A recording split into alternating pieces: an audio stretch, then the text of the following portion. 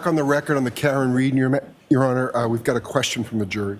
All right. So, Mr. Lally, I'd like to hear from the Commonwealth first about doing thorough deliberations.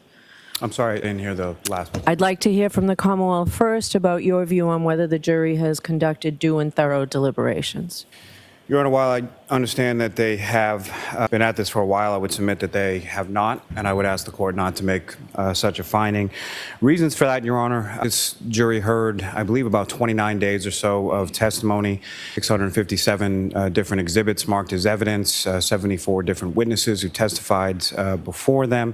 And while I believe they've been out for somewhere in the vicinity of 22 or 23 hours, what I would submit to the court based on all of that, as well as the complexity of the issues presented to them, they really haven't even had 1 hour of deliberation equivalent to 1 day of testimony, to each of the days of testimony that they've heard.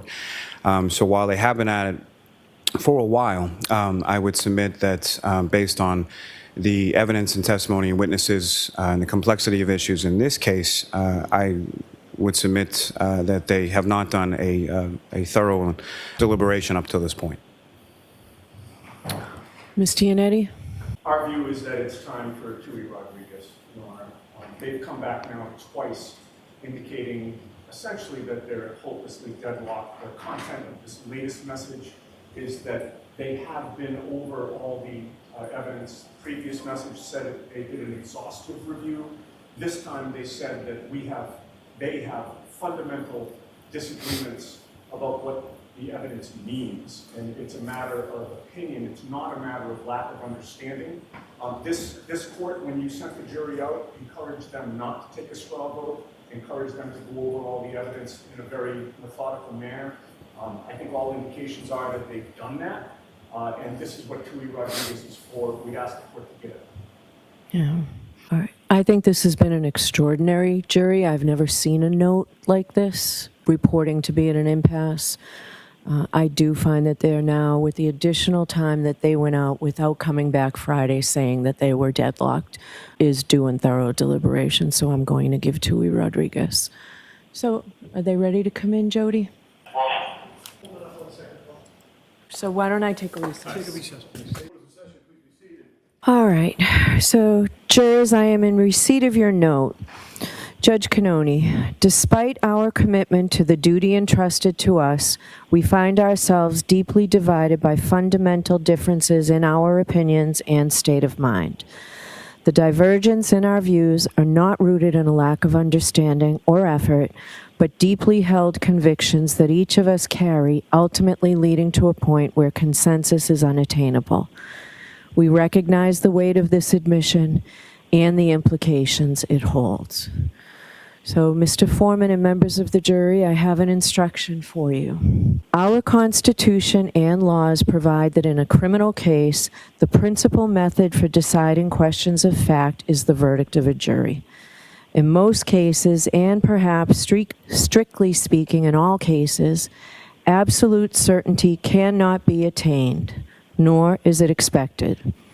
The verdict to which each juror agrees must, of course, be his or her own verdict, the result of his or her own convictions, and not merely an acquiescence in the conclusions of the other jurors. Still, in order to bring 12 minds to a unanimous result, you must examine the issues you have to decide with candor and with a proper regard and respect for each other's opinions. You should consider that it is desirable that this case be decided. You have been selected in the same manner and from the same source as any future jury would be selected. There is no reason to suppose that this case will ever be submitted to 12 persons who are more intelligent, more impartial, or more competent to decide it than you are, or that more or clearer evidence will be produced at another trial. With all this in mind, it is your duty to decide this case if you can do so conscientiously. In order to make a decision more attainable, the law always imposes the burden of proof on the Commonwealth to establish every essential element of each indictment beyond a reasonable doubt. If you are left with a reasonable doubt as to any essential element of any indictment, then the defendant is entitled to the benefit of that doubt and must be found not guilty on that indictment. In conferring together, you ought to give proper respect to each other's opinions and listen with an open mind to each other's arguments. Where there is disagreement, those jurors who would find the defendant not guilty should consider whether the doubt in their own minds is a reasonable one, if it makes no impression upon the minds of the other jurors, who are equally honest and equally intelligent, who have heard the same evidence with the same attention, who have an equal desire to arrive at the truth, and who have taken the same oath as jurors. At the same time, those jurors who would find the defendant guilty ought seriously to ask themselves whether they may not reasonably doubt the correctness of their judgment if it is not shared by other members of the jury. They should ask themselves whether they should distrust the weight or sufficiency of the evidence if it has failed to convince the minds of their fellow jurors beyond a reasonable doubt. I will now ask you, Mr. Foreman, and members of the jury to return to your deliberations with these instructions in mind. And as with my final instructions and the supplemental instructions I sent in, I will send in a copy of this charge as well. All right, so may that be marked, Madam Court Reporter, please. All right, so thank you. We'll send you folks back out to deliberate. All rise for the court, please. Jurors, follow me.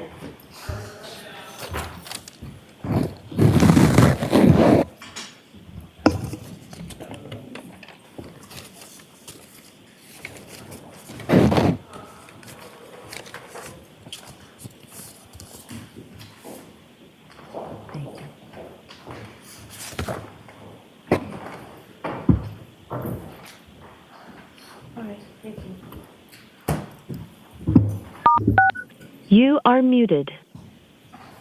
Goodbye.